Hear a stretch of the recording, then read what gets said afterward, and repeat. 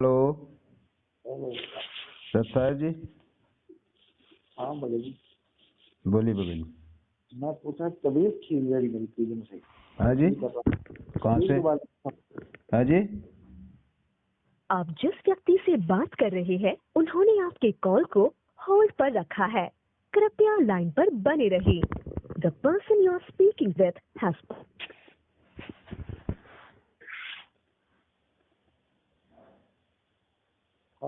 Hello. Hello. एक बार। Hello. Hello. Sir साहब जी। तो सर जी, बोलिए बगल जी। भाई तबीयत के बारे में पूछना। तबीयत ठीक है। राजस्थान से बोल रहा हाँ जी। हूँ। राजस्थान से बोल रहा हूँ जी। हाँ जी बोलो। मैं पूछा भाई तबीयत कई दिन से ठीक नहीं रही मेरी। हाँ भक्ति भी कर रहा हूँ। हाँ जी। तबीयत ठीक नहीं रही। तबीयत ठीक नहीं रह रही। हाँ जी। नियम मर्यादा में रहो परमात्मा के में। नियम में है जो। भाई नियम मर्यादा तो परहेज तो करना पड़ेगा परमात्मा के। खाली खाली दवाई दवाई खाते रहोगे, परहेज नहीं रखोगे तो भी काम नहीं चलेगा। हाँ जी। हम्म। प्रेम तो साथ रखा भाई। मर्यादा सब ध्यान रखा पूरा। हैं? मर्यादा सभी रखी संभाल के। नहीं, ये तो भगत जी ये अध्यात्म मार्ग है, इसमें लगता नहीं है। मतलब इसमें दिखाई नहीं देता है कि हम क्या कर रहे हैं। हमें लगता है कि हम तो ठीक कर रहे हैं, लेकिन इससे हम कैसे पता लगा सकते हैं कि हम ठीक कर रहे हैं कि नहीं कर रहे हैं? पता नहीं लगा।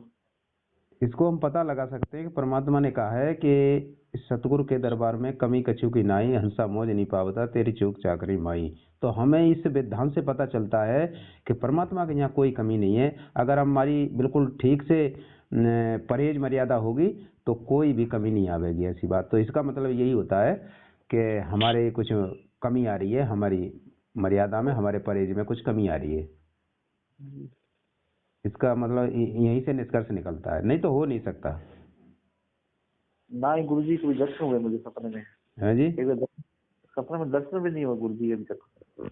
नहीं तो दर्शन नहीं हुए तो ये कोई जरूरी नहीं है ऐसा। हाँ जी। लेकिन ये है कि लेकिन उनका कहते हैं जो, ना भाई से, हाँ, इनका जो प्रोसेस है परमात्मा का वो। कहते हैं ना कि मैंने दर्शन हुए बताया गुरु जी ये बात ऐसे करो तो मैं कुछ वैसे नहीं देखो, कहीं इस मुझे। तरह से थोड़ी ना गुरु जी मतलब सपने में थोड़ी बताएंगे। ये तो आपके सामने है, आपको तो बता दिया गया पहले ही से। उनकी जो नियम मर्यादा है वो देखो, फॉलो करो, उनके सत्संग सुनो हैं। और जो नियम मर्यादा आपके सामने है वो देखो कि भाई गुरु जी ने कौन से नियम मर्यादा हमें दिए हैं, कौन सा मना किया है, किसके लिए कहा है। तो वो आपको देखनी पड़ेंगी और सामने उनको फॉलो करो। जो मना किया है उसको बिल्कुल नहीं करना है। ये बात है, ये देखनी पड़ेगी आपको। आपके सामने है भाई। अपन देखो समझदार हैं, मनुष्य जन्म दिया परमात्मा ने, अपने जैसा दिया, सब बुद्धि दी, ठीक है। तो इस तरह से फिर भी हम अनजान बने तो वो हमारी मूर्खता है। नहीं बात चीज नहीं क्या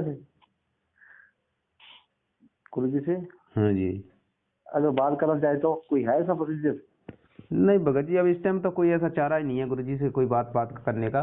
भाई अपना तो कोई ऐसा है नहीं, क्योंकि अपन तो देखो मैनेजमेंट वालों से तो वैसे दूर है, क्योंकि इनकी तो बात, ये तो मतलब वैसे ही गुरु जी के विरुद्ध सारी क्रियाएं करवा रहे हैं। तो कोई भी मतलब चारा नहीं है गुरु जी से बात करने का। गुरु जी से सिर्फ यही है, गुरु जी के जो आदेश हैं उन नियमों पर इस टाइम चलना है, अपने घर बैठ के भक्ति करना है। बिल्कुल वही गुरु जी का जो आदेश है। हम बार बार गुरु जी को थोड़ी पूछते रहे हैं किसी बात के लिए। ये तो चलो ठीक है, हमारे आज सामने आज गुरु जी होते, जैसे किसी भी आश्रम में होते तो हम उनके पास जाते, आशीर्वाद लेते, तो सामने यदि कोई ऐसी बात है तो अपन चलो कह भी देते गुरु जी के सामने।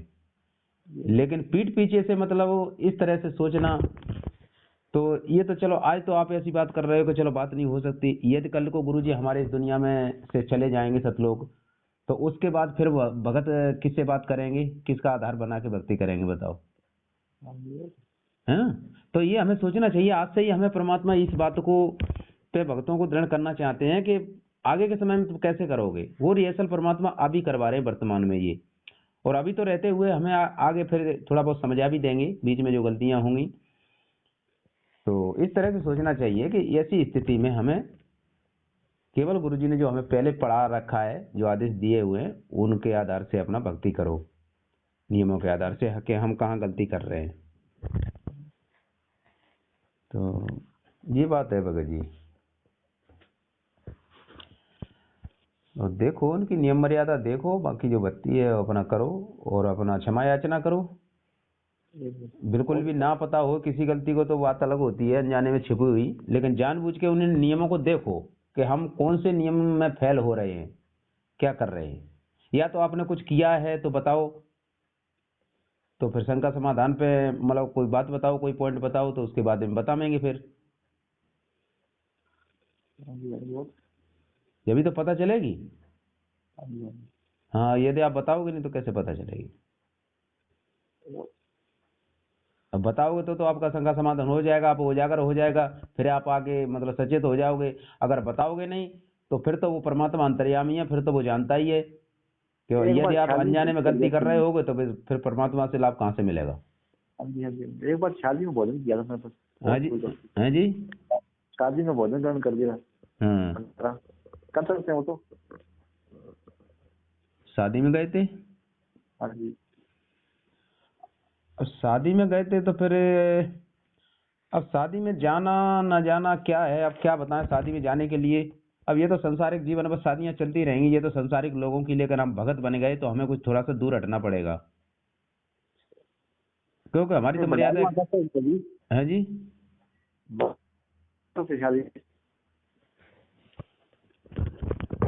हेलो, मैं पूछ रहा हूँ भगत जी कर सकते हैं शादी में। थोड़ी आवाज कट रही है, थोड़ी आवाज साफ नहीं आ रही। हेलो, हाँ, मैं पूछ रहा हूँ शादी में बढ़ा तो कर सकते हैं अपने, कोई दिक्कत नहीं है। कैसे? शादी में भंडारा कर सकते हैं, कोई दिक्कत नहीं है। शादी में भंडारा कर सकते हैं।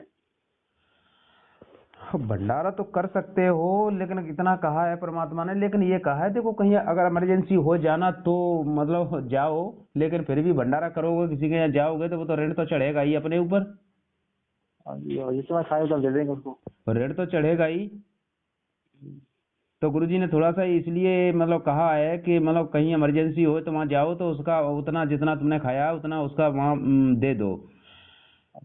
तो यहाँ हम ये सोच सकते हैं कि हम खा के दे देंगे तो ये आदत हमारी बनी रहेगी आगे भी। तो हम सोचेंगे चलो उसके यहाँ भी चले जाते हैं दे आवेंगे, लेकिन ये आदत हमारी छूटेगी नहीं। तो हमें ये सोचना चाहिए कि जिससे हम जाए ना तो ही बढ़िया है, ना तो खाने से बचेंगे और ना देना पड़ेगा और उसके कर्ज से बचेंगे। फिर क्यों मतलब झंझट में पड़े इसी में, हैं? अगर ये सोचते हैं कि भाई चलो वो यूँ कहेगा कि हमारे यहाँ आए नहीं तो इसको फिर लोकलाज में आ जाओगे कि भाई दोनों बातें बनी रहें कि तुम्हारा कर्ज भी उतर जाए और फिर लोकलाज भी बनी रहे कि वो भी कहेगा चलो ठीक है वो आया तो था। लेकिन हमें यहाँ लोकलाज भी नहीं करनी है। हाँ जी, वो जाना पड़ता है, क्या करें वो। है जी, जाना पड़ता है, वो हमारे आते हैं हमें जाना पड़ता है, क्या करें।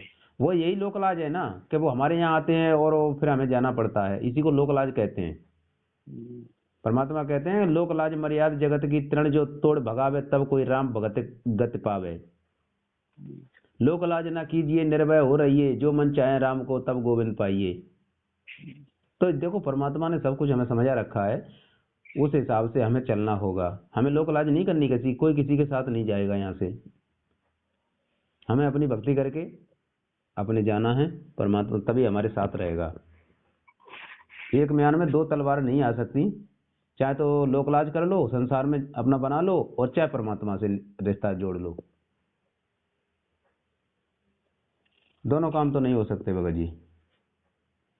वो तो है। हाँ, तो तभी हमें परमात्मा लाभ देगा, तभी वो अपनी कलम उठाएगा, तब तक वो अपनी कलम नहीं उठाएगा। जब हम परमात्मा के नहीं होंगे तब तक वो अपनी कलम नहीं उठाएगा। हाँ जी, वो तो है। हाँ, तो ये बात है। अपने क्या है जी, शादी जाना बंद करते हैं और क्या। हाँ, बस यही है, भक्ति करो घर बैठ के। थोड़ा सा जीवन है भगत जी, पलक झपकते ही निकल जाएगा। अगर ये भक्ति सफल नहीं हुई, हम ऐसे ही करते रहे तो हमारा जीवन खराब हो जाएगा फिर। हाँ, और ज्ञान सुनो, रह रह के परमात्मा के सत्संग सुनो तो ज्यादातर दृढ़ता आएगी। ठीक है भगत जी। जिसके सिर पर कृपा गुरु की वो दुख कैसे पाएगा। जिसके सिर पर कृपा गुरु की, वो दुख कैसे पाएगा। नाम गुरु जी का जप लेगा, नाम गुरु जी का जप लेगा, जीवन सफल बनाएगा। जिसके सिर पर